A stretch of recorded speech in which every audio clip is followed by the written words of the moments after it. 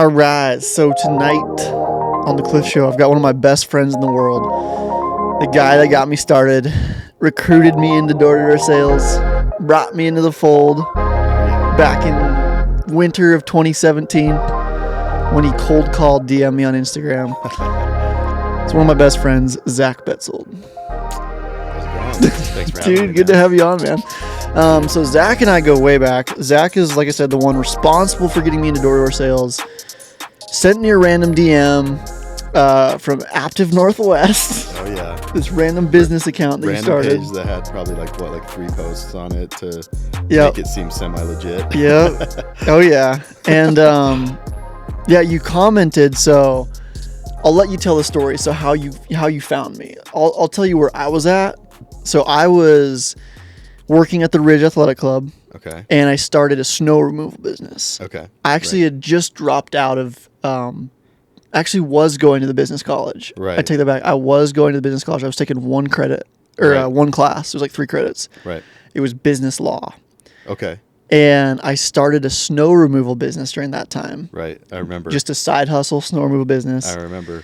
And I remember I dropped out of business law class because I was working full time at the Ridge. I was doing my snow removal business. Right. Just waking up at 3 a.m. and I'd work and shovel everything by hand. And then I bought a snow blower. Yep. It was just a ton. And anyways, long story short, I went into my business law and I was like, look, I'm already running a business. And this is like my, 20-year-old, like, I don't know what I'm going to call it, arrogant self. Like, I don't need this business law class. Like, I'm running a business. Right. Right. And I remember when I dropped out, she's like, what are you going to do the rest of your life? Just be a snow removal man? Yeah. I'm like, no, like, you grow from there, Yeah.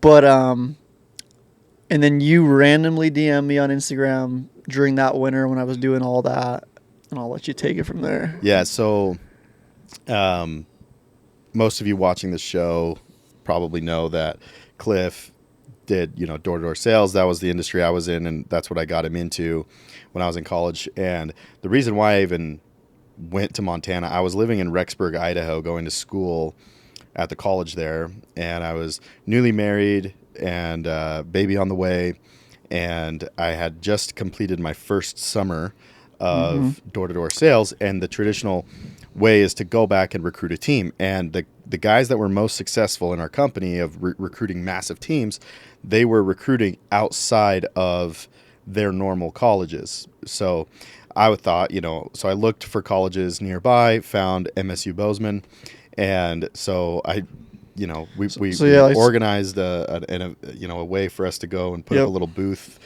at the Jake Jabs Hall Entrepreneurship School. Mm-hmm. So before that, before we went on the trip, I searched the hashtag on Instagram. There was like 5 people who had ever posted with the hashtag Jake Jabs Hall of Business and Entrepreneurship or something like that, and you were one of them.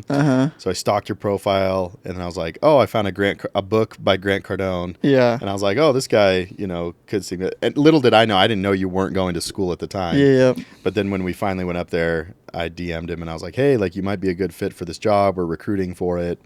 And I think you showed up right at the very end. Right at the very end. I was like, yeah, we're going to be here until like 4. And I think it was literally like right before we were going to pack up, like you just showed up. So that was the start of everything. Yeah. And then for those of you who don't know, door-to-door sales, we obviously, like, the businesses going door-to-door.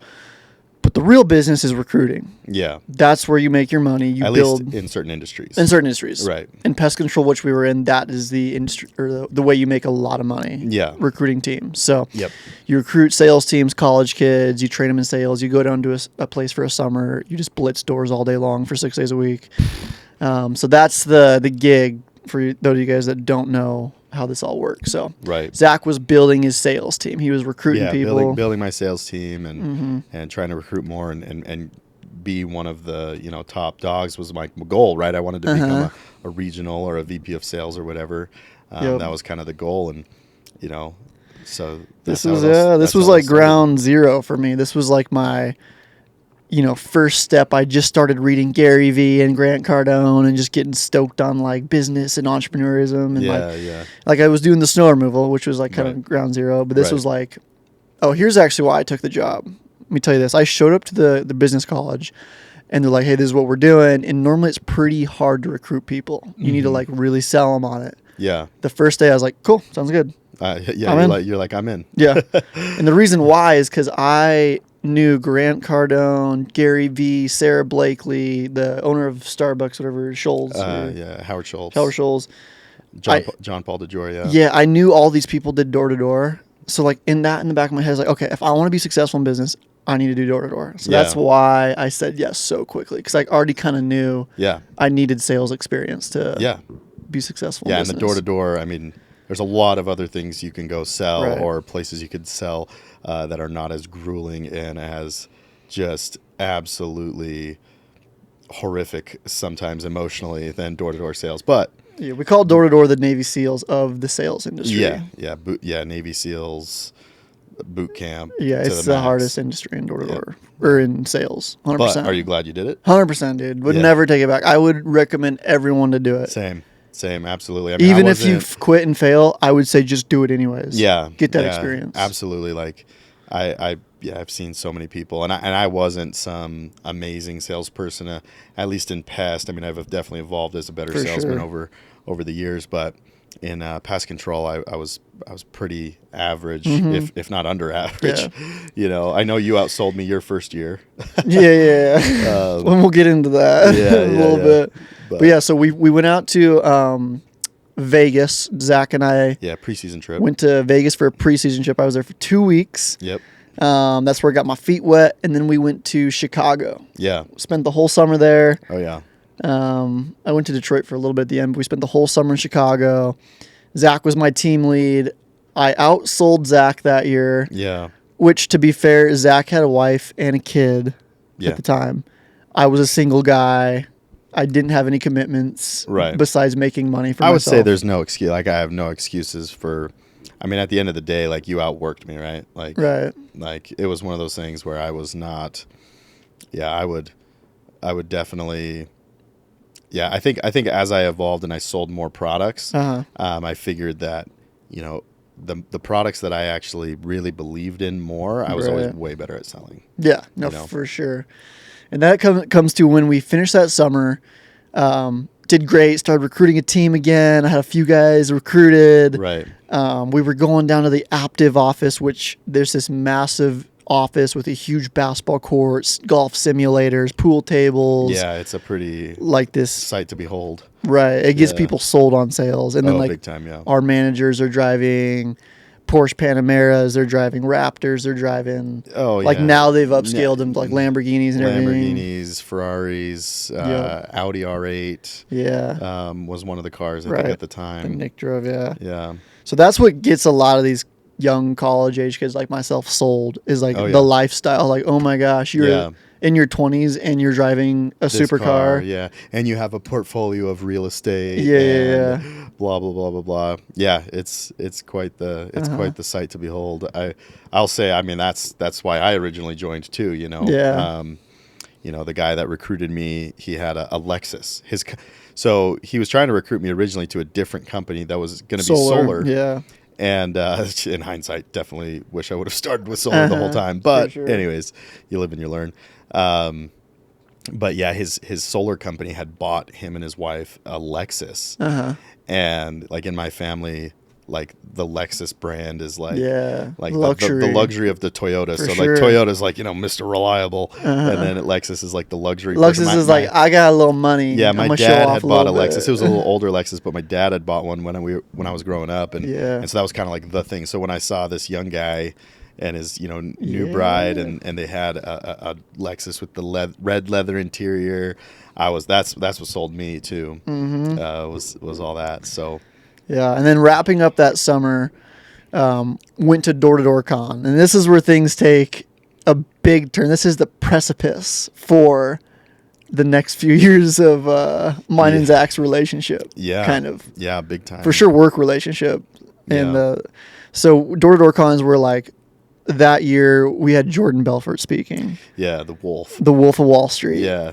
And I remember that just being insane, like posting about it on Instagram. Yeah. Seeing you, because I was with Zach down there, and Zach was like Jordan Belfort's bodyguard walking into door-to-door con. Yeah. By accident, kind of. Our regionals were the ones that picked him up from the airport, got him his Red Bulls and all the stuff that he required. Took him to the hotel. Took him to the hotel, all this stuff. And then so we met up with our regional managers and Jordan Belfort, and we kind of like all walked in like this little posse surrounding him, and it was cool. I mean, that was probably the highest profile guy I'd ever been that close to before. At that time, yeah. I'm sure you were like super just like, wow, this is crazy. I know. I just remember like, how did Zach get that close to him? Like, he could almost touch him.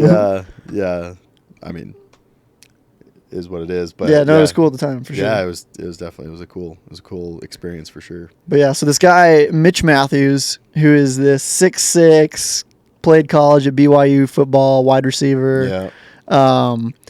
Went to the NFL, played for the Dolphins, Vikings, a couple other teams, kind of got picked up, passed around a little bit for a couple of years. Yeah. Anyways, so him and his business partner Jake Peden, who is a strength and conditioning coach for the Falcons, started a company together. They started Anthem Pest. Yep. And they both, their rookie years, broke the Golden Door, which is kind of like the benchmark for being the top like 0.01% in your industry. Right. It's selling 1,000 pest control counts when most people are doing like 100 on average, 120 or something like that. Yeah. And they both did it their rookie years. And so we go to his breakout session. Right. And I'm sitting front row, and I remember like his wife is sitting next to me, and I'm like, Mitch is up on stage. Gave a great presentation. Really good speaker. Phenomenal speaker. Yeah. Even at this time, like he's even better now, but at this point, this was a few years ago. Yeah, 2018, probably? It would have been like 2019, the first weekend of 2019. January, yeah. Yeah. But I remember when Mitch got done with his speech, I was first to raise my hand. Actually, I don't even think I raised my hand. I just blurted out my question. Yeah. And I asked him, like, what were the top 3 books that you would recommend? Because I remember he read like 35 or 40 books leading up to the summer, like one a week. And at the time, that's when I was like just a huge book head. Like I was buying 10 books a week, just like not reading that many a week, but I was just like building my library, reading books. Right. And Zach had actually purchased the ticket, right? Yeah, I had given you I had 2 tickets. You gave him the ticket for Door-to-Door Con, yeah. And I brought you, and then did Jack come or no? No, that was the following year, I think. And then meeting Mitch there and kind of being awestruck by him, and I DM'd him on Instagram later and just kind of thanked him. And then, Mitch, salesman that he is, we got on the phone and we structured a deal where I was going to come over to Anthem. I was going to leave my boy Betts. Yeah, left me high and dry, man. And I was going to take my team with me, and we're going to join Anthem. We're going to join the Golden Door winners. We're going to build this company. Right. And that's where I gave Zach a call later. Yeah. Kind of got coached through the leading process. I was like, look, man, I'm leaving. Yeah, I still remember I was driving on the highway like from Utah back to Washington where I was living at the time, and I was like, are you kidding me? Yeah. But after a while, I mean, you thought I was joking at first. At first I thought you were joking, yeah, but I was like, no. I don't know. I'm very different. I'm sure you could probably attest to the fact that like I don't react usually like typical people would react in that sense. I mean, I just, I wished you well. I was like, hey man, like, yep. I think I tried to like be like, no, dude, like you got to stay, man. But then once I knew you were gone, like I knew you were gone. Uh-huh. And so, you were mad for sure. I mean, you didn't show it. Oh, for sure. I was upset. I mean, you think about the time and effort you put into coming up to Bozeman, and then you're also thinking about like, okay, I'm building this organization, and then that's a big leg because you had a couple recruits at that point. I had at least 3. I had Jack, Sergey. So it wasn't just you that left. Probably 4 at this point. Yeah, probably like 4, and so it wasn't just you, right? It was like I was losing 4 people from my team, and so it's a bummer. Anybody in pest control or door to door or even life insurance or anything where you're building a team, a sales team, like you probably know how that was. But at the end of the day, I was like, hey man, like I wish you well, and I hope you go crush it with them, and I hope Mitch coaches you into being the next top dog. The funny thing is, and I always like this, and this is kind of braggy, I don't mean to come off, it is a little bit, but when I switched to Anthem, brought my team with me, caused some frustration within the Aptive company. Not the whole company, but within my region, Yeah. Jared, Nick, rightfully so. They're not Right. wrong for being upset. I Right. left their company that they put time into. You know what I mean? Right.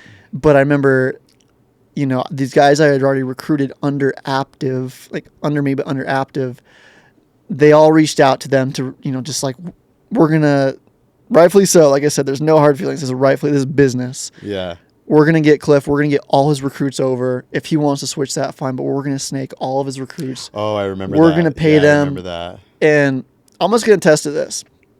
They offered Jack and Sergey and Tim and all my recruits Oh, yeah. I forgot about this. really outrageous pay scales. Yeah. We'll buy you a car. Which is funny because that would have squeezed me out of any potential override I would have made. But nobody gave a crap about that. Yeah, Which is another huge toxic thing wrong with the industry. But yeah. Yeah. But, and I got paid rookie pay scale my first year. So I had no problems whatsoever having my rookies on rookie pay scale. Right. Because that's what I got. That's what you get. You can move up from there. Right. That's how it is. And I remember even my guys getting offered, we'll buy you a car, not the whole car, they'll pay the payments for you. Right. And it's like, we'll do this, we'll fly you down for meetings, all this. And not a single one of my guys left. Yeah. They chose to have their extremely decreased pay and stay with me and switch. Yeah. And I was super proud of them. Thankful for them. Too, proud of myself. That's huge, man. For being having that loyalty is big, man. That's a testament to who you are, big time. Yeah, I appreciate that. And it did feel like that time. It felt like, wow, like hopefully I'm doing something right. Yeah, and it was really cool. So yeah, just speed up a little bit. We parted ways. Zack sold for Aptive. I went and did Anthem. Right. It comes back full circle. Right. In 2020. Yep. 2020 comes around. COVID comes around. I drop out of pest control because of certain situations during the pandemic. Right. And I get into wholesaling real estate. I'm like, this is what I want to try and make money in. Right. Which wholesaling real estate, for you guys that don't know, is essentially finding a buyer, a motivated buyer. They want to sell their home for whatever reason, like maybe the foreclosure, or maybe they're just tired of being a landlord, or maybe they're going through divorce or something happens. They need to get out of their home quick. Right. I come in and say, hey, I will buy your home cash and we'll give you 60 cents, 50 cents, 40 cents on the dollar for it. Right. The reason I can give them cash is because I have a whole list of cash buyers. Right. And I'm the middleman. I say, okay, this is what we're going to give you. I make a cut in between. That did not work out in 2020 because homes were going for way over asking price. Right. No one would be motivated to sell for what I wanted to buy it to make a margin on. Right. Long story short, that didn't work out. I spent, just to be full disclosure, 15 to 20 grand learning wholesaling. Yeah. Like expediting that process to make money now. Yeah. With coaches, with courses, with everything. Yeah. I remember you were telling me all about it when we chat every once in a while and stuff. Yeah. And went into debt to do this. Yeah. Because it's like, whatever, I'm gonna pay this off. I'm gonna make the money. It's a smart investment. You know? Right. And it might have been in a different climate. Economy, whatever you want to call it. Yep. Yeah. Long story short, that did not work out. And my buddy Zack was selling solar in Utah. Yeah. He switched to solar. I'd hooked one of my friends who actually recruited into pest control, Ryan Maris, up with Zack and say, hey, you want to get into door-to-door still? Right. Pest didn't work out, COVID, all this stuff. Go check out my buddy Zack. Zack recruited him into solar. Yep. They were making money, and I was like, you know what? This wholesaling is not working out. I need to make money. Yeah.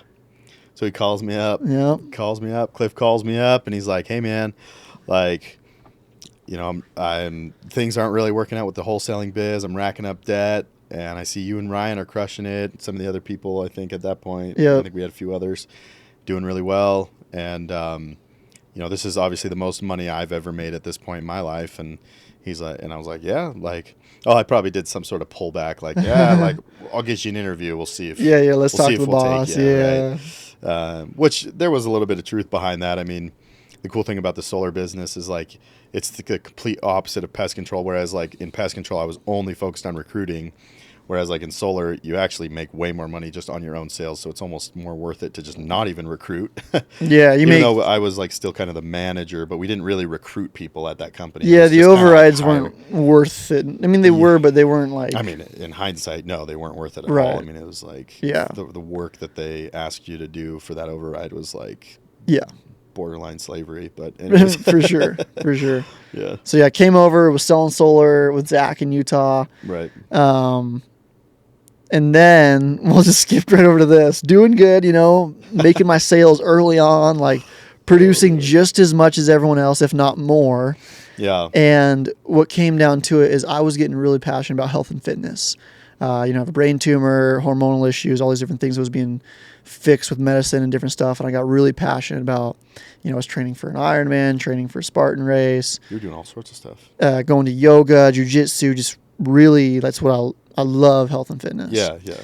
And I was developing this app around that. Mm-hmm. And I was just so excited. So I was still working solar. Yeah. But my hours I was working significantly dropped. Right. Because I wanted to put time into this. But keep in mind, my production really didn't suffer. Right. Long story short, I have never been fired by a single job in my life except by one of my best friends. Yeah, so Zack fired me. So the job that Cliff and I, we were working at, it was an early company, right? A couple of owners, awesome dudes, growing this company, but it was very demanding. I mean, we were. The funny thing is I like skipping forward, but we'll stick on the story. But I ended up quitting that company for the exact same reason why I fired Cliff. And I was kind of, in a way, told to fire Cliff because he wasn't doing the things. And me being an entrepreneur, Cliff and I are very similar minded. We are entrepreneurs at heart through and through, right? So even though like the solar job, was kind of our closest taste of entrepreneurship. Right. But we still worked for somebody. So we were 1099 contractors, which means, legally you're not allowed to control somebody's schedule. However, it was like, hey, it was the culture where like if you didn't work as hard as everybody, work the hours, even though there was no technical hours, it was like there were hours for sure. And if you did not work those and it was like an issue ongoing, which at this point it was. Right. So I actually was basically told like, hey, we have to let Cliff go. And that was right before I had taken a vacation, which was already extremely frowned upon. Really tough environment to work in, honestly. I mean, it was a fantastic money, but the lifestyle was terrible. And that actually that's actually kind of been a foundational principle of what I'm doing now, which we'll touch on later. But right. Yeah, it was terrible. I had to fire Cliff, and I did it in the worst way. Like, you know how they say like rip it off like a Band-Aid? Like it was the most grueling, awful process. Like I dragged it out so badly. It was the first time I've ever had to fire someone. I've been fired myself from jobs in the past, but I've never been on the other end of it. So it was definitely my first go around. Which did you tell me you were coming over, or did you just show up? I told you I was coming over. I was like, hey, man, like I'm getting back into town for my trip. Dude. I should have known. Which, keep in mind, I'm on this trip with my family, like literally probably having stomach ulcers the whole time, just so stressed because I know before I went on my vacation that when I got back, I needed to let Cliff go. So I got back on a Sunday night. I was like, hey, man, I'm coming over. Like, I just want to hang out. Poor Cliff.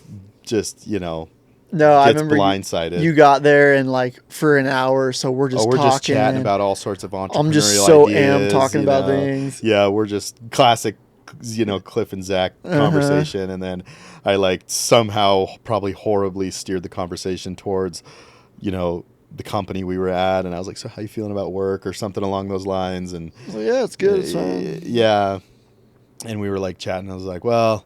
Like it's probably best if like you don't come in tomorrow.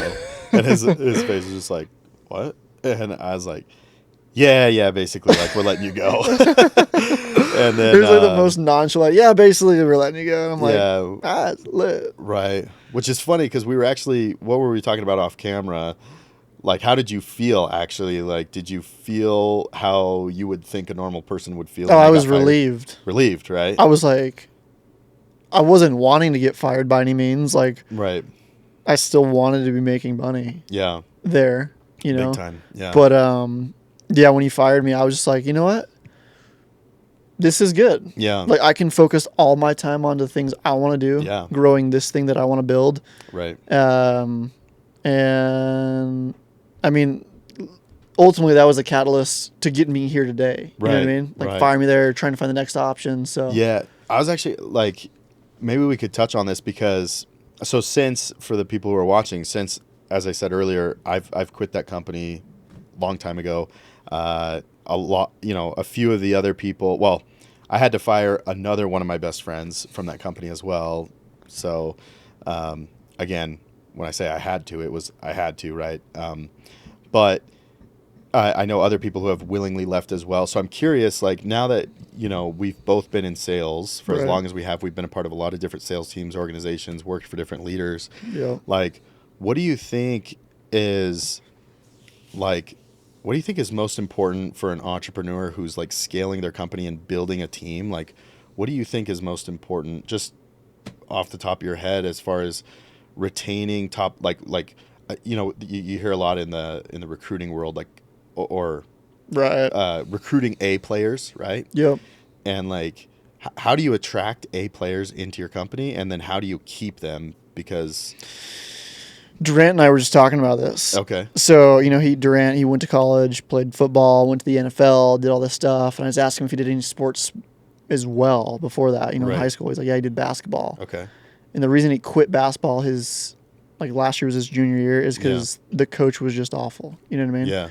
And that led me into, like, it doesn't matter how much you're getting paid. Yeah. If the company culture sucks, that's not going to keep you around. Like, that's why you find people that are like, yeah, I'm not really making money here, but I like it. Yeah. Or I feel obligated. It's because it's the culture. It's how they make you feel. It's how they welcome you. It's that family environment that keeps someone somewhere for a long time. And I think, like, freedom and autonomy is huge. 100%. But you also have to be careful with, like, this day and age with, like, the pandemic. A lot of people are working from home and not having, to really report. I know that there's a lot of companies struggling to find people who are actually sticking to their word as well. So I know there's, like, a balance to it, right? As far as, like, if they're on their computer, sure, like, are they actually working and producing for the company or not? So it is just kind of a weird time that we live in and stuff. But I completely agree. Like, it's interesting looking back. I mean, to just kind of add to this conversation,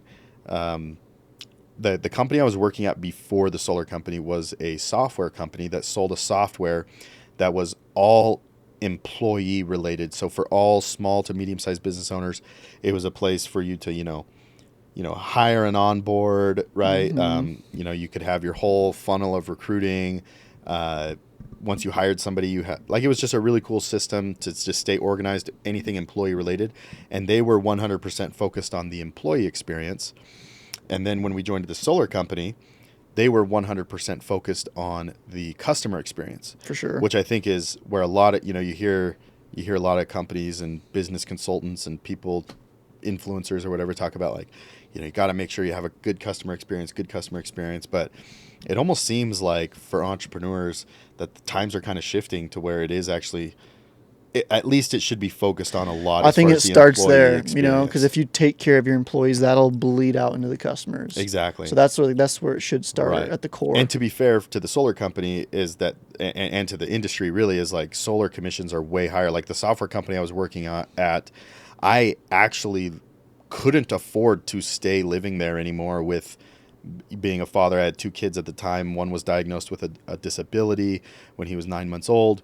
And I just knew that, like, the take-home pay that I was bringing home wasn't enough. But the culture was amazing, right? Like, if they could have gotten that other piece of the compensation, I would still be there to this day. Right? Which I would never change anything that's happened for the world. Yep. But then I went to the exact opposite, where the employee experience, like, everybody was stressed. Everybody was, like, a lot of tension all the time.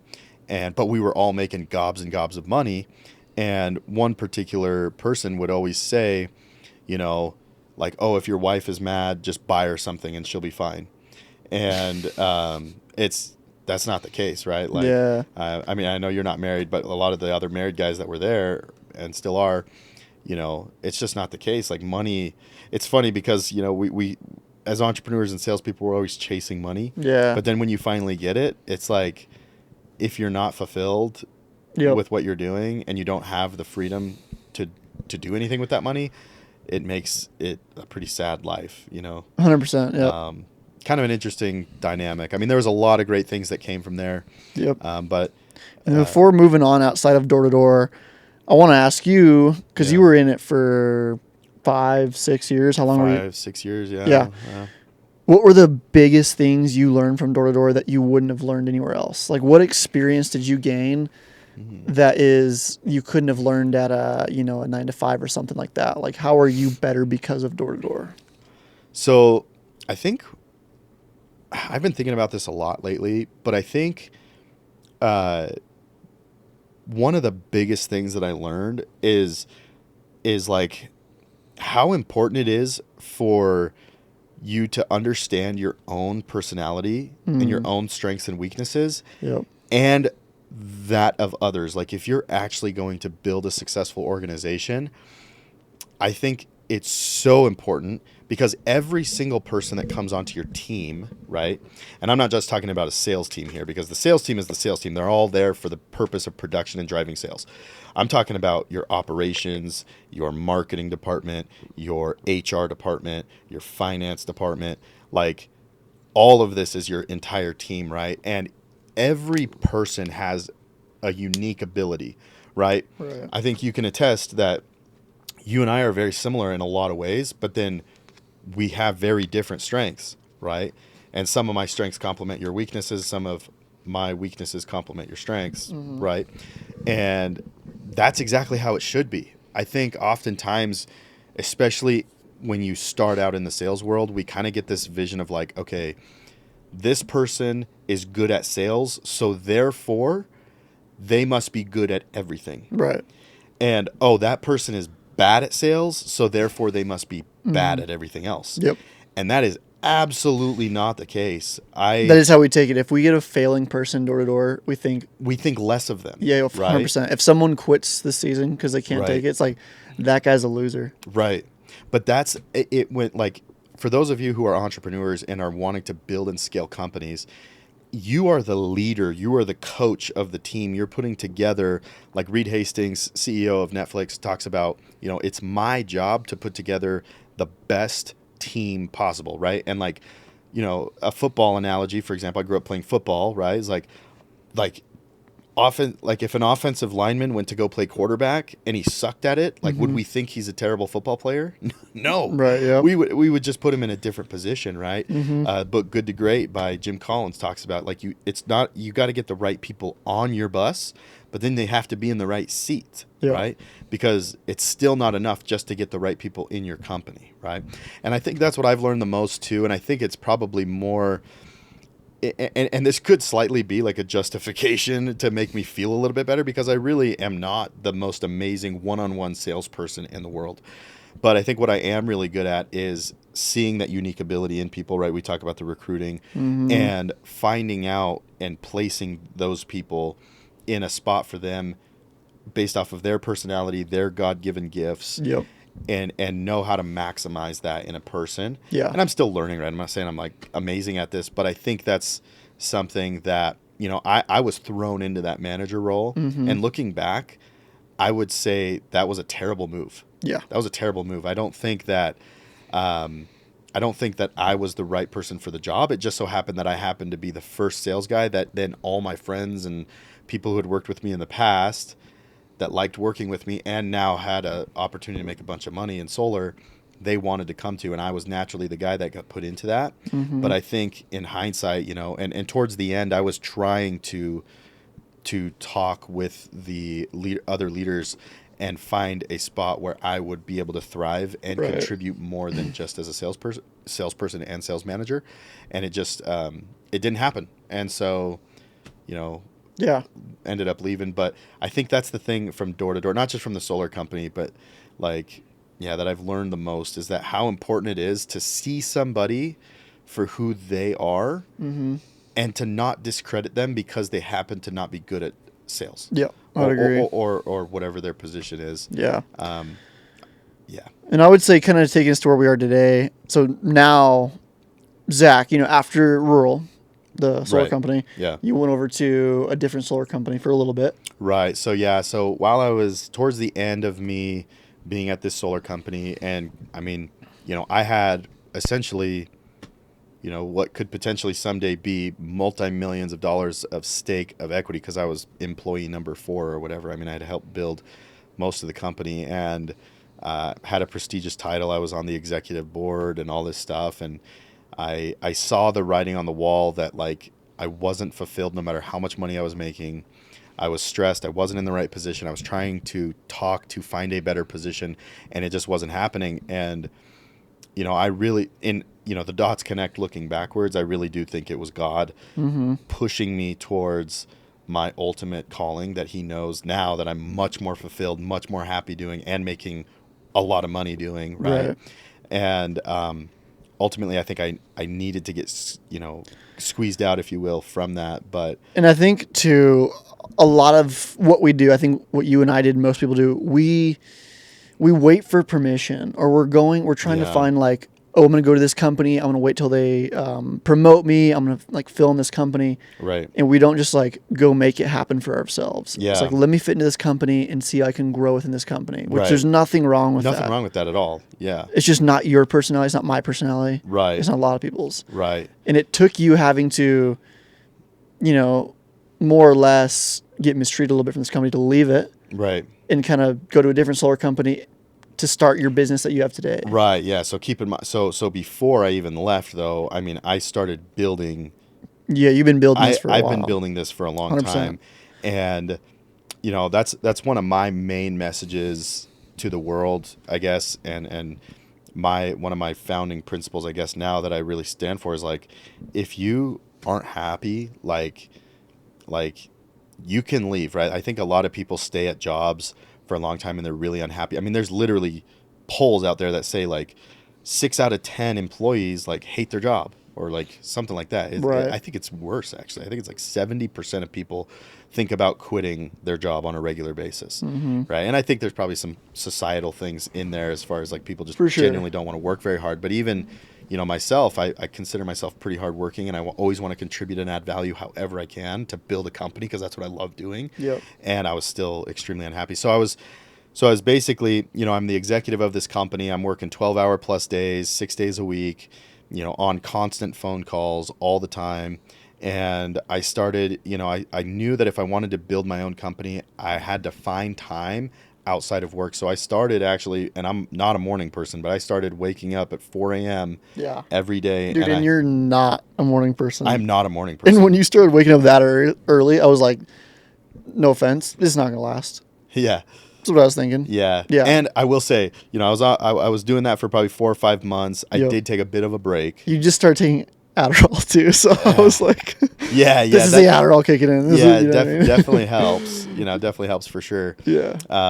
Helps on a couple of different things. Yeah, get up in the morning, but also like focus power. Yeah. But anyways, so I start waking up at 4 a.m., working for 2 or 3 hours on this dream business that I've had in my mind for a long time. And I knew that like there was no way I was going to have the support where I was working. I knew I would have the money to be able to make it work, but I knew that I wasn't going to have the support. And ultimately, looking back, I think the support is more important because I still have to overcome limiting beliefs every single day. Right. That I think are a lot of them are caused by external factors. And so if you don't have that support, it's really difficult to actually make a dream come true with a business. But so yeah, I was just working, on my business as much as I could. I'd come home, 9, 10 o'clock at night and work on my business again, get very little sleep.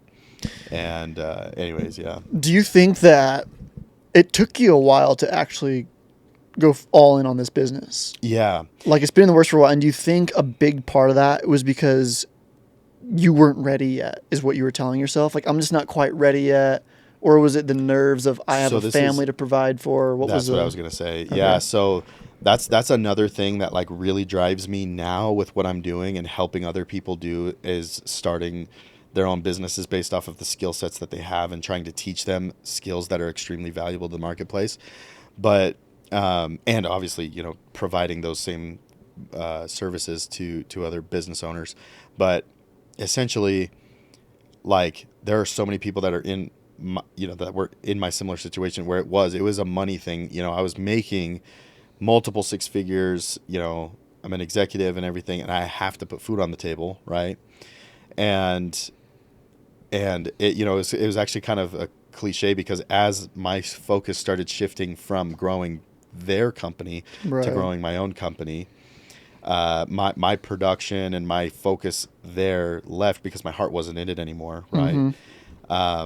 And so I ultimately started actually not making as much money because it was all production based, right? So as you start producing less, you start making less. And then that was kind of like, well, you know, I might as well take off.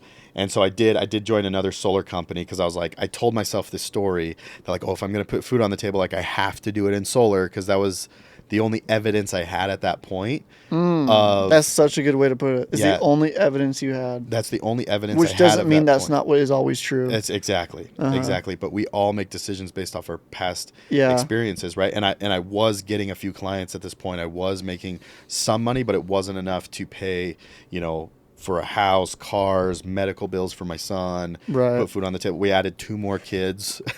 So we have 4 kids at this point, you know, and so. Dude, I don't want to leave that part you just said too, like this is the only evidence you had. Yeah. Because that's something I learned so heavily this year. Like for very basic examples. Yeah. I started coaching basketball for the first time this year. Yeah. I was like, all right, I want to coach basketball. I talked to one of my buddies who was coaching in Bozeman. And I remember he called me up and he's like, hey, do you want to coach? I'm like, yeah, I tell you, I want to be coaching, you know? Yeah. He's like, all right, cool.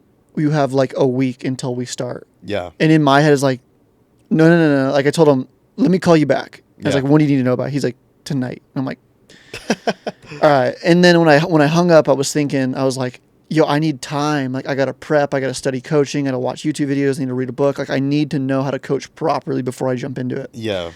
And I remember just being like, dude, this is what you wanted to do. Right. Take the opportunity. Yeah. I took the opportunity, did I've got a long ways to go to becoming a great coach, but did a great job. Yeah. Considering everything, had a ton of fun. Yeah. Learned so much in that process that I would never have learned if I just waited. Yeah. And then 2 on that, this is like but if you play basketball, you're going to relate to me. I'm 6'2", can jump pretty good, but I'm white, so not that well. My hands aren't huge. I can like kind of palm a basketball, not really. Yeah. I never was able to dunk a basketball. Right. Because I mean, I could if someone ooped it to me. Yeah. Because I had to have it with 2 hands, and if they ooped it to me, I could do it. But I was like, I can't just run up and dunk it because I can't palm it. Yeah. And I remember during basketball coaching season, I'm watching a YouTube video. You telling me this, and I see this guy go up and dunk it without palming it. He just has it rested and just kind of throws it over. Yeah. And I was like, wait a second. Like, could I do that? He didn't palm that ball. He just dunked it. Yeah.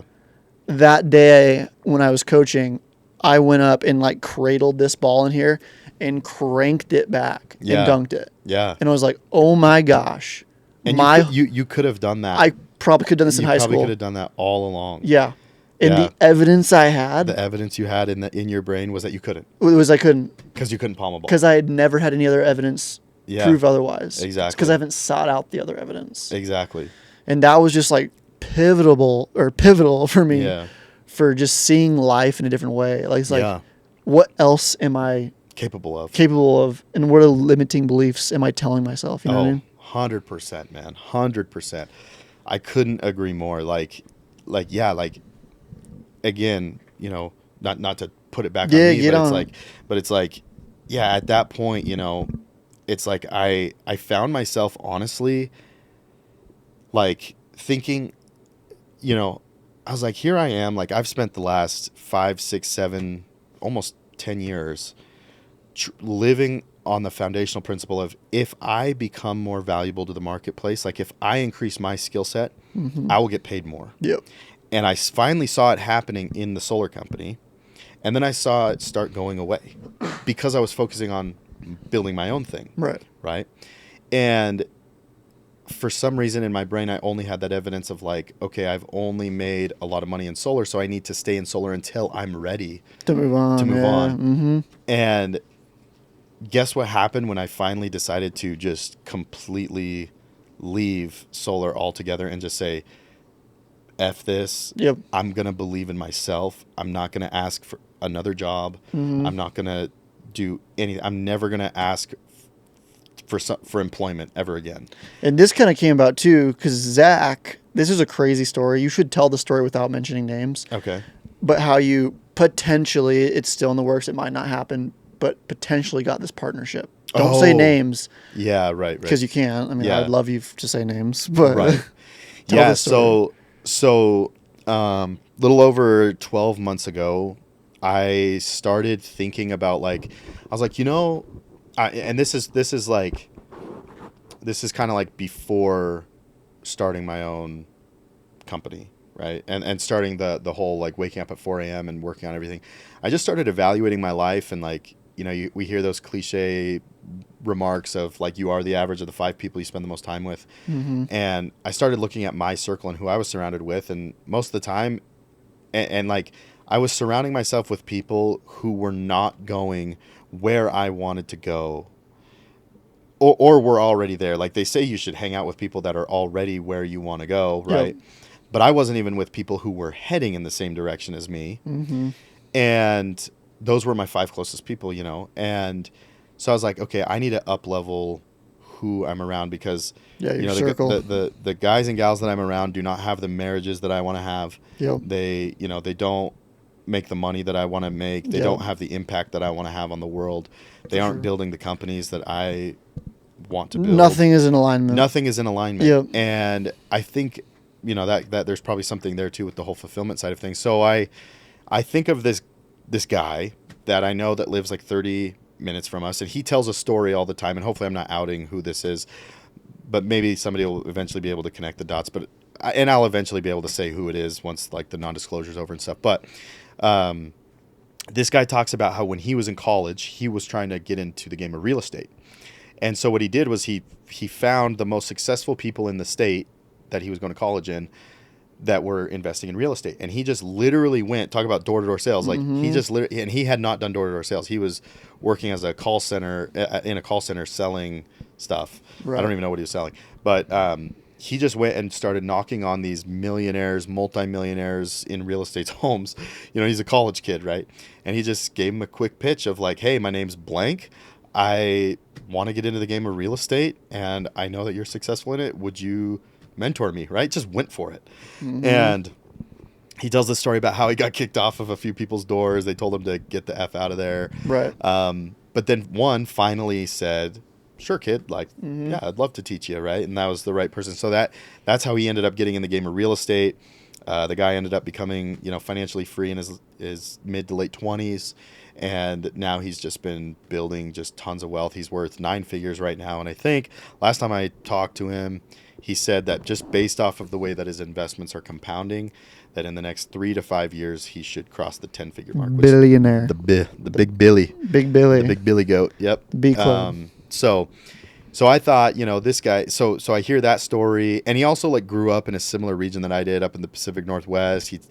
He tells a story about how he almost died going out to sea to save his sister who got pulled out by a riptide. He went out to try to save her, and they were both about to die, and then a big wave, literally miracle from God, carried him back to shore. Yeah. And that's at the same beach that I grew up going to every single year as a kid.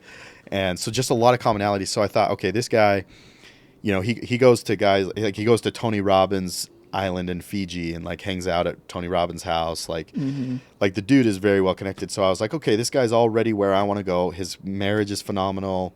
He even has a kid who has kind of a disability as well. Yeah. And a son. And I was just like, man, there's so many similarities. Yep.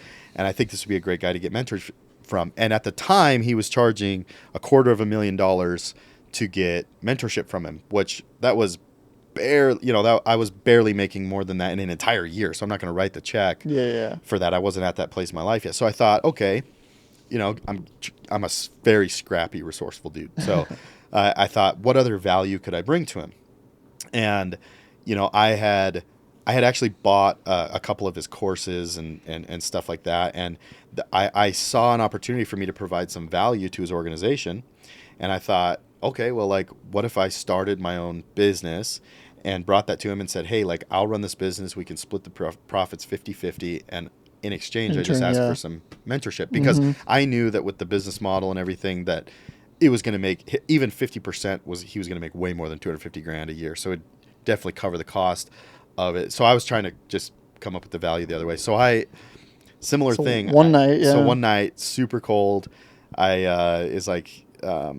Yeah, I go outside his office. Well, what happens is you're watching a live. Is it Instagram Live or Facebook Live? No, it was a webinar. So you're watching a webinar that's live. Yeah. It was a live webinar. So I knew he was probably at his office.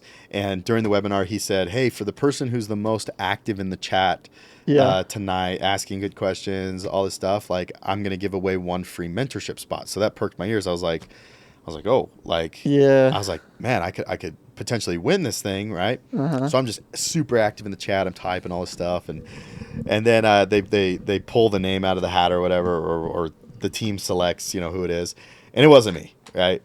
And I was like, oh, bummer me. Like, I'll just continue with my plan of like building out. So I was basically at that point, this is a long time ago. I'm building out the business that I'm eventually going to take to him. Like, I wanted to have revenue going. I wanted to have all this stuff going. And so and then it's like I wasn't ready. Like, I was planning on doing it in a couple months from that moment. But just there was something in me. I was like, I'm 6 minutes from this dude's office. And I was like, you know what? Like, there's no time like the present. Like, I might as well just go. So I just literally hop in my car. Middle of the night. It's not middle of the night. I mean, it's late. It's like 9 o'clock at night. So it's dark out? Yeah. Dark out. Yeah. Okay. Yeah. Dark out for sure. I go down. I drive to his office, and I just literally like stalk out in the parking lot. Like literally, I was like afraid that like security was gonna come like kick me off the premises because like there's like cameras all around his building and stuff. And I'm just literally sitting outside my car because I see his he has like a big truck that's very. It's like in his YouTube videos and stuff. Like, it's very noticeable. Yeah. And so I knew he's there. And so I'm sitting there. I had just got a haircut, which for me, like, my hair looks terrible when I get a haircut. I got a haircut that day. And I literally like tried to put some like product in my hair to look a little bit. Because it like flops over. It just looks terrible. Okay. And I was like, I don't look presentable. So I like put some stuff in my hair. It was just so funny. And I literally like I'm waiting there for probably 30, 40, 50, probably almost an hour in the parking lot in the cold. And I almost got in my car and left like probably 10 times. Like, no joke. Like, really? Those limiting beliefs of like, he's not going to want to mentor you. He's going to think your idea is bad. Like, all those things that we I look stupid standing out here. I'll look stupid standing out here. Like, all those things that our brains just tell us. And I was like, I have this teaching principle that I derived a long time ago that like I imagine there's this, like, let's say there's like this scenario where like there's this club, like call it a nightclub, and this club is the club of success, and there's a bouncer standing outside just like there are in all the other nightclubs, and he gets to decide who gets to come in and out. But in order to get into the club of success, whatever your definition of success is, because we all should have a different definition of what success is. Yeah. But in order to get into your club of success, this bouncer has a checklist, and that checklist is the amount of times that you've showed courage in your life, right? And so there reaches a point where you've shown enough courage, and courage is the antidote to fear, right? So in this moment, I'm fearful that he's going to say no, that he's not going to like the idea, whatever it is. I almost get in my car 10 times, right, or whatever, and all the other things of courage up until my life, right? And I'm still accumulating check marks. I wouldn't say I've necessarily entered my club of success yet, but I have this like scene in my head where this bouncer, there comes a time where he checks off the final box and lets you in. And it's because of all those times that you've shown courage in your life. And so I remembered that, and I was like, F it, I'm going to stay here. And he comes out. It was funny because he comes out of his office and he's with like 4 other people, which I was not expecting. Right. And he's like in the middle of telling a story where he's like really into the story. And I'm like, so I start approaching him. I'm probably like 20 yards away. And he like sees me, probably weird, and he sees me, and I walk. I actually like stop because I could tell that he's like in the middle of a story, and I kind of just hang out like far away, super awkward. Yeah. I'm like, oh my gosh, I'm like looking around other places, like acting like I'm just observing the stars or whatever. Yeah. And he finishes his story, and he's like, hey, like, can I help you, man? And he's like, you want a picture? I was like, no, man. I was on the webinar, and I tell my story about. I was like, I've heard your story about going and knocking on doors looking for mentorship, and at this point I'd probably been building the business for probably 4 or 5 months at this point, and I was like, I had this idea that I wanted to become mentored by you, but I was like, I personally don't have 250 grand. So I've been actually building a business that I want to pitch you on splitting 50-50 and see if it's something that might, allow me to be one of your mentees. And then I could run this company for us. And he's like, dude, that's awesome. Like, I've never had anybody come up to me and offer that. Like, that's really cool, And he's like, well, lucky enough for you, one of those 4 guys that walked out of the room with him was the guy who vets all of his deals. Okay. So I set up a call with that guy the next day. He only had 20 minutes, and we're talking like strict on time. Yeah, strict 20 minutes. Strict on time, Zoom meeting. I pitched the idea, and the guy at the very end, he goes, Zack, I very rarely tell people yes. Like, he's like, I literally almost tell everybody no, because everybody wants this guy's money, time, and attention, mentorship. I mean, you're worth 9 figures. Like, Anyways, he's like, I tell almost every single person no, but I really like this. And I'm not just saying that. He's like, I'm going to take this idea to him, and I'll let you know how it goes. And that was a Friday. And so then on the very next Monday, I sent him a text message to follow up. And I didn't say like, hey, what did he say? I just said, hey, person, like, I wanted to thank you for taking the time out of your busy schedule to meet with me. That's all I said. And just a little touch, communication. Just a little touch of just thanking him, right? Yep. And he got back to me. He's like, hey, I was with him all weekend, and I told him your idea, and he loves it. Nice. And he's like, now we have a live event coming up this week. So he's like, I don't know like when we'll be able to talk more details. And he's like, but he's like, I just wanted to let you know. And I was like, sweet. I was like, oh, by the way, I'm going to the live event. Yep. And big event. How many people were at this event, you think? Probably close to 1,000, I think. So good size. Good size event. Yep. Yeah. Decent size event. And I'd been to one of his events previously, but the funny thing is I was like, oh, like, are you guys going to be at the VIP event? Because there's a VIP, like a pre-party for the VIP event. I did not have a ticket for it at this point. And I asked this guy, I was like, are you guys all that are going to be involved in this kind of decision-making process of what I presented? Yep. Are you guys going to be at the VIP? And he's like, oh, yeah. He's like, if you're going to be there, I'll just make introductions there. And I was like, yeah, like, I have a ticket. And I did not have a ticket, right? To the event or to the VIP section? I had a ticket to the event, but I didn't have the ticket to the VIP event, the pre-party. Yep. And so it's funny because there was a guy from his sales team reaching out to me trying to sell me a VIP ticket for like months. And I was just like, nah, I think I'm good. I'm good with the regular ticket, blah, blah, blah, whatever. Because they can be pretty expensive. So then after that conversation, I was like, I hit up my guy, the sales guy, and I was like, hey, man, are there any VIP tickets left? Right. He's like, yeah, you want one? I was like, sure. And I just sent the money over. Oh, really? Yeah. And then at the VIP event, because the story just is funny. Like, they're kind of like mingling with all the like speakers, like the big dog speakers that are going to be there, and we're all kind of mingling, eating food and talking and stuff, and everybody's kind of working their way to take pictures with the main guy and his wife. Yep. And I make my way up there, and I'm like, hey, so and so. I was like, you remember me? And he's like, Zack, you've been making quite the name for yourself around my office. I was like, really? And he's like, yeah. He's like, everybody loves your idea. They're super stoked about it. Like, I think we're gonna move forward with it. And I was like, that's awesome. And he's like, yeah. He's like, you want a picture? And I was like, I was kind of like cocky, but I wasn't cocky. I was just trying to be like funny. Yeah. I was just like, I think we're going to be doing business together for a lot of years to come. So there'll be plenty of photo opportunities. And he starts busting up laughing. He's like, shut up, man. He's like, take a picture with me. I was like, okay, cool. So we took a picture. Yeah. And then the next day was when the live event started. Dude, I love this part of it. Yeah. The next day is the live event started, and he's up on stage. He's giving his introduction to the event. It's a multi-day event and all this stuff. And he starts talking about people's energy, and he starts telling, or he goes, he's like, looks out at the crowd. He's like, where's Zack? He's like, Zachary, is Zachary here? He's like, where's Zack? I know he's here. And I stand up. I'm in the way back. It's like really dimly lit. Right. And I stand up in the way back, and then another kid named Zack stands up, and who's a lot closer to him. He's like, oh, he's right here. And he points at the other Zack, and I'm like, oh, crap, he wasn't talking about me, because I thought for sure he was talking about me. And then he's like, oh, he's right here. He's like, oh, wait, no. He's like, you're not the Zack I'm talking about. He's like, I know Zack is here. Where is he at? And then everybody starts like whistling from the back. And pointing at you. And they're like, oh, he's back here. He's back here. And he's like, Zack right here. And like the spotlight's on me the whole freaking the crowd. whole audience. The whole audience turns back. Yeah. I'm in the very back, right? And so this guy is literally telling the story about. He's like, this guy shows up outside my door. You know, like he's been working on this business idea to partner, like specifically to partner with me on.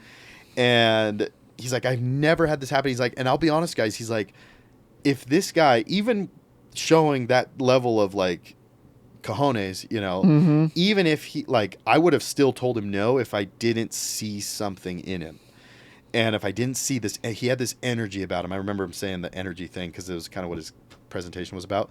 But he's like, this guy had an energy about him that I was like, you know what? Like, I should listen to whatever he's got cooking. And he's like, and for all I know, he's telling the whole crowd, he's like, for all I know, Zack and I are going to be business partners. Right. And everybody just big round of applause. Yeah. I mean, it was a cool moment. I know it's a little bit braggy, but like, it was definitely a cool moment, and it made me really glad that I didn't get back in the car and drive home, and that I didn't care about what my hair looked like, and I didn't care that I had literally like sticky hair product on my hair while I'm shaking this dude's hand, and my hands are all sweaty, plus the mixture of like the sticky hair product, and like, I was just like, there was all these reasons that I should have left, but I just didn't listen.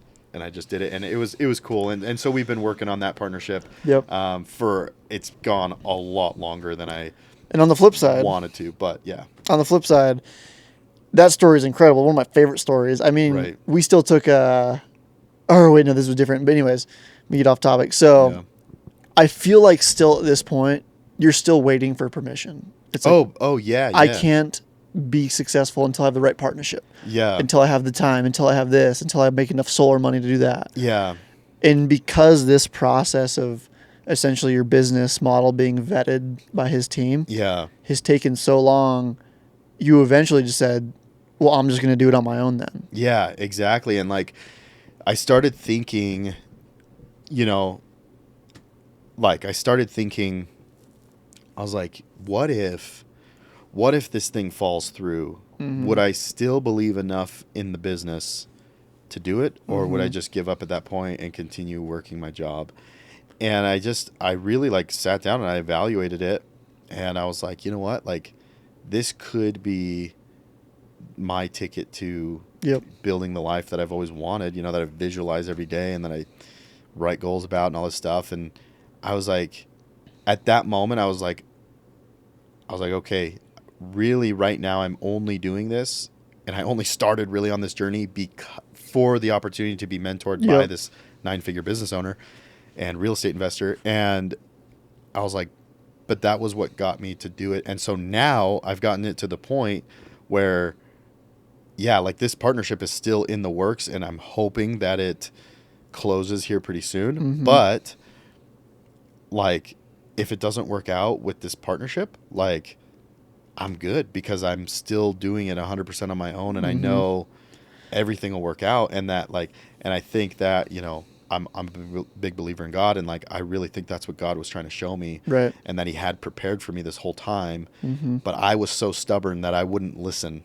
I wouldn't listen for a long time. And so what it took was, you know, being upset at a job, you know, all the things that led up to that point was what if initially, you know, is how God had his way of you know, pushing me to do what he had in store for me, which has been amazing. And I'm growing it. It's gaining a ton of momentum, and it's going to be amazing, and it's going to bless a lot of lives. And I think, you know, again, God, the universe, whatever you believe in that's watching this, higher power, I personally believe in God, but it's like God's children, like, he loves all of us, right? And not to bring like too much religion into this, but like, I believe that we are like all God's children, right? 100%. And he loves all of us, and he knows and can utilize all of us to bless everyone, all of his other children's lives in certain ways. And he knows the ones that are ready.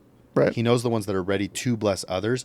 And it just so happens to be that as you bless more and more people and actually get them what they want out of life, like whether it's more happiness, more money, more joy, more fulfillment, a better business, a bigger business, whatever it is, like you get compensated for that in the term of money, because at the end of the day, at the end of our life, like we can't take any of the stuff that we accumulate on earth with us, right? Yeah. And all that's going to be left is like the impact that we made and the others that we shared that with, right? But it just so happens that like the money and that impact are often very much correlated. Yeah. And so anyways, it's just super cool, man. Yeah, and I think we all do this to an extent. We're waiting for the perfect opportunity to start. Oh, yeah. It's like I bought the camera this is filming on like 2 years ago. Yeah, yeah. I bought these mics over a year ago. Yeah. I bought, even before the camera, a podcast course to learn how to podcast. Yeah, yeah. Which I've barely watched anything. I've not learned anything from it because I've not used it. Yeah, yeah. And it's like I'll start a podcast when this is done, when this is running, when I've got money to invest on a set. Yeah,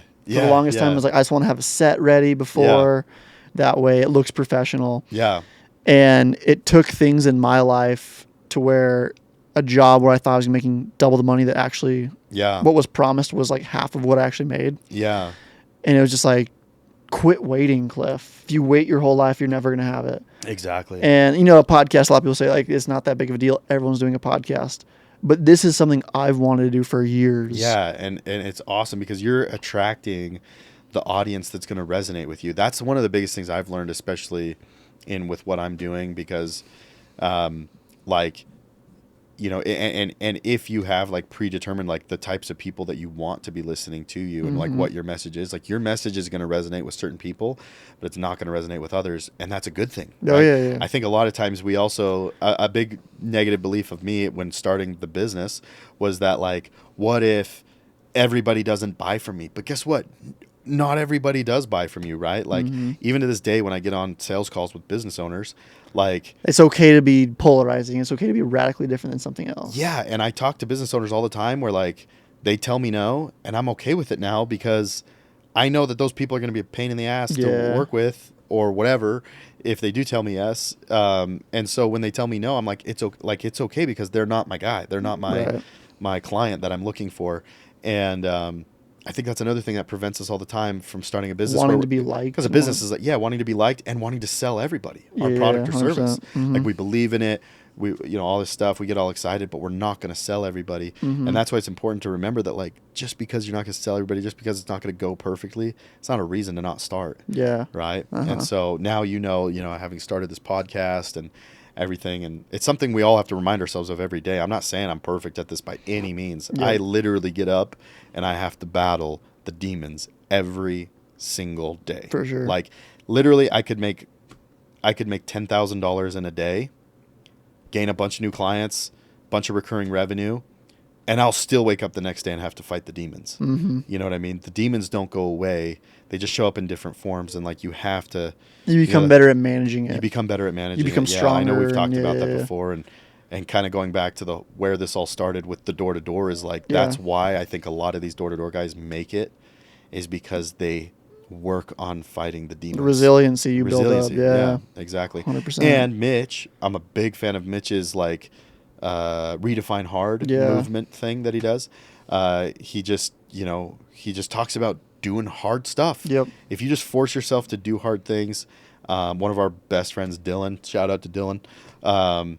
He towards the end of him and I working together at the solar company, because he ended up leaving as well.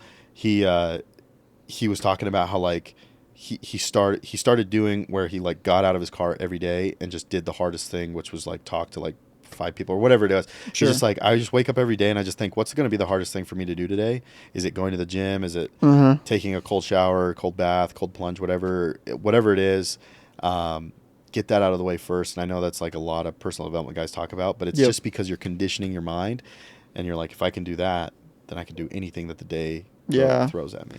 Yeah. And then before moving on, we'll move on to what you got going now. But Joe Rogan talks about this. I was listening to just a YouTube clip he put out. It wasn't on his podcast. Okay. He was getting into a cold plunge, and he was like, the water is just as cold every day. Yeah. It doesn't get any warmer. Yeah. I can just manage it better because I've been here. I've done it before. Yeah. I know how long it takes. I can do this. I can breathe. I can manage it. So it's like things don't become easier in life. Yeah. You become better at managing them, though. Yeah, absolutely. Absolutely. And to touch on that a little bit, and this might segue a little bit into talking about what we're doing now is Sure. like, so financially, I went from, you know, making hundreds of thousands of dollars, you know, and we're talking, I had some 30, 40, 50K months, right? To the lowest of the lows financially as I was getting this company off the ground. Yeah, like right? How low? You want to talk about how low? Like there was times where, you know, dude, I mean, I wasn't able to pay rent. Like I wasn't able to pay, you know, for like diapers and wipes for my kids. Yeah. I mean, talk about a man, and that's like your job is to provide with a brand new set of twins. With a brand new set of twins. Yep. Well, yeah, I guess, yeah. So brand new set of twins. 4 kids total. Yeah. Yeah, 4 kids total. And so I go from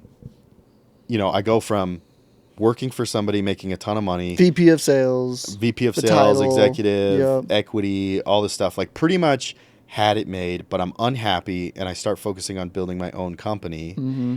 And then what happens is my brain started telling me, Zach, this is a huge mistake. Like you had it made, and now you're struggling, right, financially. I mean, ultimately, you know, I was making a few $1,000s, and that's what made it hard too. Is like when I got my first few clients, like normally people, when you get your first few clients on your own business, you're ecstatic, right? To me, I was in turmoil, right? So I didn't even care. It was like I was making 30, 40, 50K, and I just signed, you know, 2 clients for $1,500 a piece per month, right? And it doesn't even matter because it's only $3,000, and I need at least, you know, 8, 9, 10 to pay all my bills, and I mean, pay for food on the table, right? And all this stuff, and anyways, so like, it's like it wasn't even enjoyable for me because I had in my mind, I was like, I still am not providing, right? And it was just really tough. But I think one of the biggest lessons I had to learn, and I'm still learning it, I'm not saying it's like fully done learning, but like Tony Robbins talks about how like it doesn't matter how good or bad things are on the external if our internal is like has a storm going on inside, right? And we have this inner self and this inner talk and this inner peace that if you don't have peace, and I will say, even though I was making a ton of money, I was not happy. Yeah. And I didn't have peace internally. Which in turn bled into your marriage. Bled into my marriage, bled into fatherhood, bled into all sorts of stuff. And so it like my wife and I going through those dark times, like it literally, you know, because my wife even recognized this in herself too. She was like, you know, I basically my mood is dictated by my external circumstances. And she's like, that needs to change, right? And I was like, yeah, like we both need to change because, you know, if like we would basically be like, okay, if the finances are good and if the kids didn't make a mess today and if everything went perfect in our external world, then we could be happy. Right. But as you know, I've been working on that a lot more. I've realized that like, no, you become happy first. And then it doesn't matter what the F is going on the outside. 100%. You're still happy. And then that's funny because that's what actually made the pivot for me to then attract all of the other external stuff that now I don't care about, right? Yeah. Like I don't wear expensive stuff. I have a nice car, like it's cool color and stuff. Like my wife's got nice stuff. And I do have goals of possessions that I eventually want to have. I have a dream home in my head of what I want. I'd like to drive nice cars, but it's not why I'm building my business anymore. Right. You know, I'm building my business to have resources, to have freedom, to help others, and all that kind of stuff. And I still, don't get me wrong, want to make a lot of money in my life, right? I want to. Your why is different though. The purpose behind making is different. Yeah, and my internal self, like, which is just maturing. That's what happens. Yeah, it's maturing, but I think it's a prerequisite for anybody that wants to achieve any level of whatever success, you know, money level that you want to achieve. Sure. And at the end of the day, like, so I lived in South America for a couple of years. I was, you know, working on your mission. Yeah, ministry for church, and I mean, I was visiting people in dirt huts, and they were happy. Yeah, they were happy. I mean, they literally were scraping by every day to put food on the table. Yep. And they don't even have a bathroom in their house. their house is made out of like Adobe clay and stuff. And they were happy. Their kids are playing soccer out in the street. They're, but they were happy. They were genuinely really happy. And how many people do we know here in America who are just, they've got literally a dream life that some of these people that I've met in South America that are super happy with life, I mean, these people can't even dream about. And yet we see all of this unhappiness in the world, suicide, depression, and all this stuff. And I know those are like real things. I'm not discounting any of that, but we also have the responsibility to work on our inner self and try to work on that piece so that our external circumstances don't define us or define our identity. It's not being dictated by what's going on externally, for sure. So now, just to wrap on that, now you're working for yourself. Yeah. What you've always wanted to do your whole life. Yeah. And absolutely.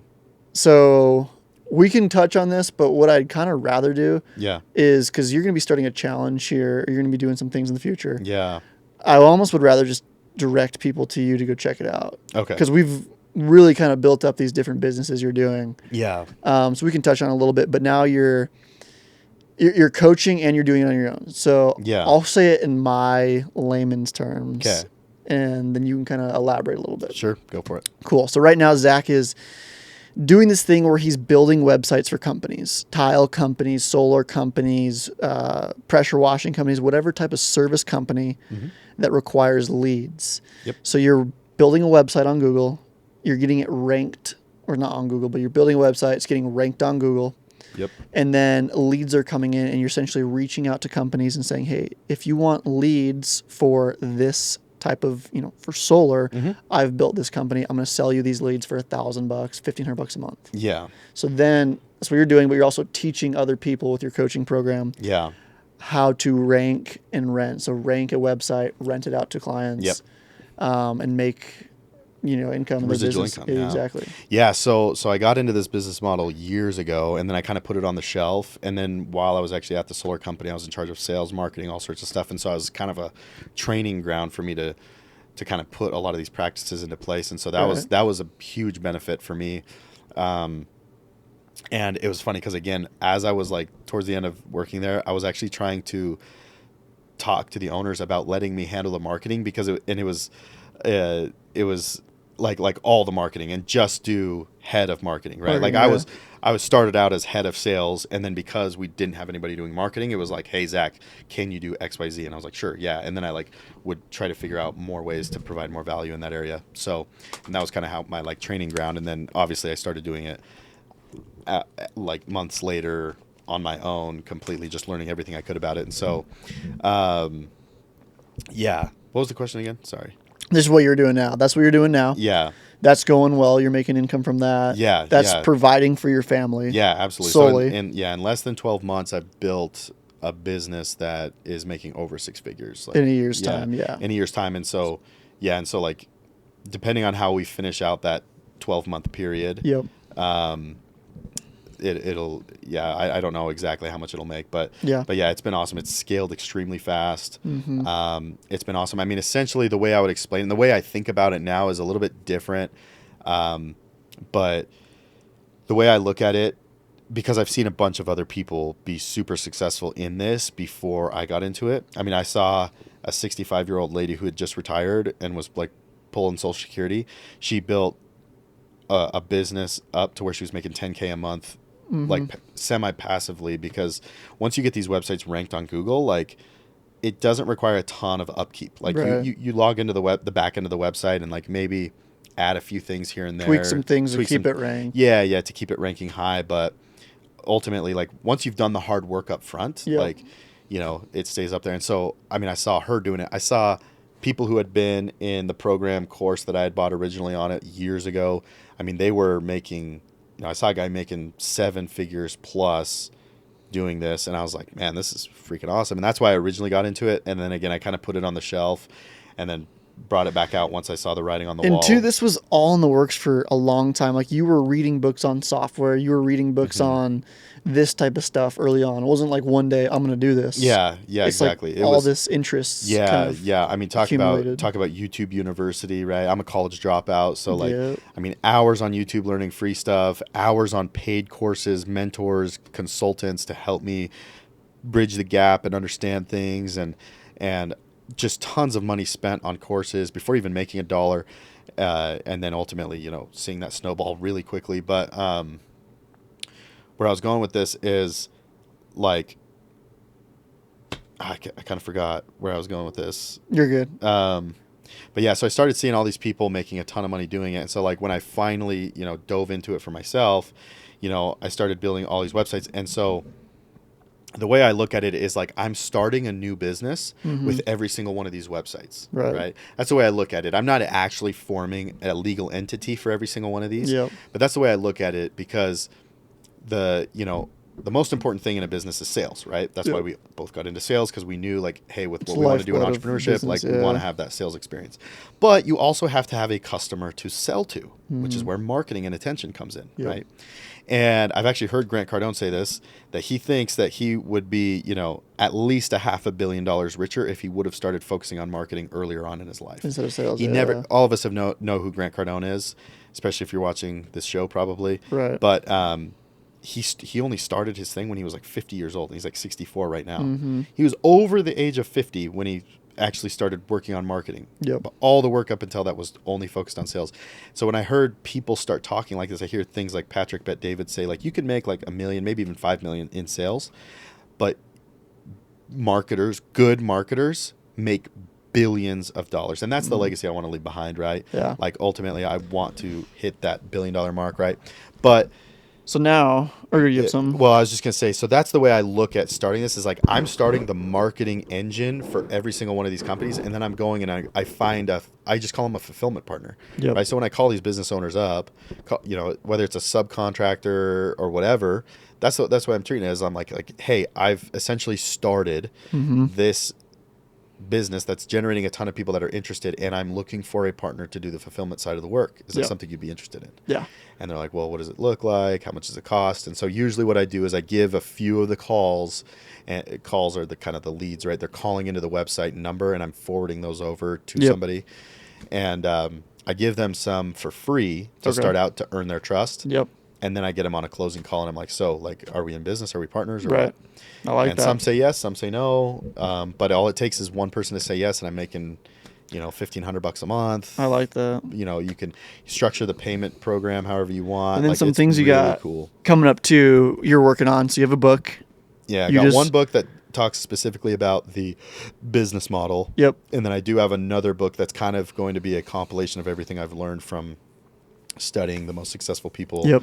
So your one book right now, you have it written already. You're editing it. You might add or change some things. Yeah, but editing very it, rough draft. Formatting it, all that kind of stuff. So it's about a 100-page book. Is that what you're thinking? Yeah. Well, after it's all formatted in like spaces and all that stuff, it'll probably be around 150 to 200. Okay. Yeah. Cool. Chapters and all that stuff. Like right now, it's like 90 pages of just pure block text. And this is a book explaining how to do exactly what we just talked about. Yeah, it'll be a step-by-step manual, essentially, just telling my story of whole thing, because there's a lot of people that do this type of, you know, whether you want to call it a digital marketing agency or a lead gen agency or whatever. A lot of people use different methods than what I do it with, but I'm kind of explaining like the exact way that I do it, which is a little bit different than most, and then just telling my story along with it, because it's a very unorthodox story. And then you have a podcast you're starting. Yeah, and then we're going to be launching into all forms of media and social and all that stuff. Heck yeah. So then we'll kind of wrap up. It's been probably close to an hour, I'm assuming. Yeah. So, one thing I do want to say, though, is you can find Zack. He's not so active on Instagram a ton. Not right now, yeah. I am actually most active on Facebook right now, and I think that's probably the best place to reach like a personal profile. By the time you do see this, though, the company that I'm building is called Goats and Unicorns. kind of an interesting name. So, but that'll stick with you for sure. So Goats and Unicorns, you'll see it on all the handles. Yep. That'll be goatsandunicorns.com. I'll link this down below. Yeah, goatsandunicorns.com is the website. Zack Betzsold for Instagram. Yeah, Zack the Betzsold. Goats and Unicorns podcast is what it's going to be called. Okay. And then Zack Betzsold, the Instagram handle. Instagram, yeah. Facebook. Zack_Betzsold, but I doubt there's any other profiles out there. Okay. So, yeah. Heck yeah. And then just kind of wrap this up. One thing I want to touch on with Zack and I have both been through some dark moments in life. Oh, big time. We've been, me speaking personally, negative in the red bank account. Oh, yeah. Just like, I don't know if I can pay rent. Like, I remember one time being in Georgia and I was like, I got tithe I need to pay. Yeah. And I've got rent and I don't have any of the money. Yeah. Like, how am I going to do this? Yeah. And I remember, like, I paid the tithe, and I remember money showed up in my bank account. Yeah. And, like, maybe it was an install or something that just came through, but it's like, I've been there. I've been like, yeah. How am I going to... So anyways, through all the dark times we've been through, yeah, what would you say, like, the biggest, fairly succinctly, lesson, one takeaway that you could take away from the dark times and then you could relate to other people? Like, what piece of advice... Because one thing, I'm going to say this real quick. I know I'm getting wordy. Most successful people, Jimmy Rex was in really amounts of debt when his meat business went under, when he was selling meat door to door with his company. Yeah. The owner of Traeger Grills, Jeremy Andrews, was at $150,000 in debt from day trading. Okay. Yeah. Like, just lost everything. Yeah. A lot of successful people have been down and out completely, like relationally, monetarily. Yeah. What do you think, like, to the people that are also down and out? Yeah, so if you're down and out, or even if, I just think everybody needs to hear this, and there's a second part that going through my journey, I've had this knowledge for a long time, and a lot of people have heard it, but it's that adage of, like, learn skills, like some people call them high income skills. Learn skills that are valuable to the marketplace. The more skills, then the more valuable you can become to the marketplace. They say the more money will show up in your bank account, right? Like, that's what I've been literally working on for like a decade now. And it takes time. Oh, it takes time. Compounding interest. And it compounds so slowly. It compounds so slowly. But right now, I mean, you guys are seeing me right now, and by the time this even releases, like, I'm going to be even further ahead because of the exponential growth that's happening right now. And the momentum, exactly. That's been building for 10 years, right? But the other thing that is extremely important is you have to find people who will acknowledge the value. Yeah. Right? And so hear me out here is, like, at the solar company, I was this, in my opinion, valuable asset. I was very different than a lot of other people. Yeah. And I had all of these skill sets, and to their credit, I can be a little bit unfocused. Like, sure. I know I have an attention disorder and all sorts of things, but I know I can be unfocused. And I think that's what they were most scared of, was like, if we actually let Zack off his leash, that he's going to get too distracted. But ultimately, like, I let myself off my own leash, and look what's happening. Like, I'm laser focused on what I want, and I'm laser focused. And I've now, like, you can either be an employee and find somebody who acknowledges that value and become a really high paid employee and all that kind of stuff. If you find somebody to acknowledge that value, or you need to craft your sales message in a way that the marketplace will acknowledge the value. And that's when you do your own business and money just shows up, because you have the skills that other people need, right? Like right now, you've been saying money loves greatness. Money loves greatness. That's my hashtag. Money loves greatness. I've got shirts getting printed right now with them on it, hoodies, all that stuff. Yeah. Money loves greatness, and everything loves greatness, right? Like, I think happiness loves greatness, and greatness comes from progression and growth, right? If we're progressing, we feel great, right? Yep. And like, I tell my students that I teach and everything, that, like, the more, like, if you can find something to deliver value, and if you can get great at consistently delivering that value, you will never have to chase money. Right. That's what I'm experiencing right now is I have gotten great at delivering value, delivering these leads and delivering customers to business owners, and money is literally just showing up in my bank account. Like I literally, you and I, we were talking last night and a payment came through from a client, right? Stripe just pops up. I was at Disneyland a few months or like a month and a half or so ago. And I was sitting waiting for, literally I was in line for like 30 minutes for a ride, and I had like 4 payments hit my bank account while I'm in line for a ride at Disneyland because I've gotten great at delivering that value. So it's like become as valuable as you can by learning skill sets, and then find people that will acknowledge that value, whether that's in somebody hiring you as an employee or somebody hiring you as you know, to provide your service or product. Right. And so now I've just finally had the gumption to go off on my own, and now I've found an entire marketplace of people who are acknowledging my value because they need customers and they have no idea how to get their phones ringing. And I do, and that's why these partnerships are created, and it's amazing. And then that's what I'm teaching my clients how to do, and I'm trying to get, or my students, sorry, not my clients, I'm teaching my students how to do this, and I'm getting better as a teacher.